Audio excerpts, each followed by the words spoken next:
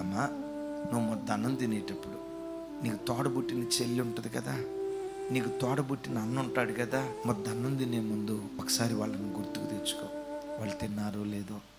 నేను కనీ పెంచిన అమ్మ ఉంది కదా, నేను కనీ పెంచి 25 సంవత్సరాలు పోషించి ఒక అయ్య చేతిలో పెట్టిన తండ్రి ఉన్నాడు కదా.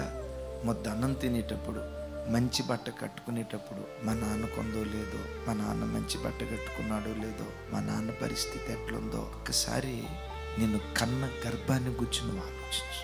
నేను కట్టుకున్నా, నేను సుఖంగా ఉన్నా, నో నో నో నో మంచి క్రైస్తవుడికి ఉండే లక్షణం కాదు. ఏ తండ్రి 25 సంవత్సరాలు నేను పెంచి పెద్ద చేశాడో ఒక మంచి బట్ట కట్టుకునే ముందు మా నాన్నకి ఎలాంటి మంచి బట్టలు ఉండేవో లేవో, మా నాన్న ఏ స్థితిలో ఉన్నాడో, ఆ మనస్సు గనక దేవుడు నీ లోపట చూస్తే నమ్మండి, ఆకాశపు వాకిళ్ళు విప్పి దేవుడు నిన్ను దీవించడం ప్రారంభిస్తాడు.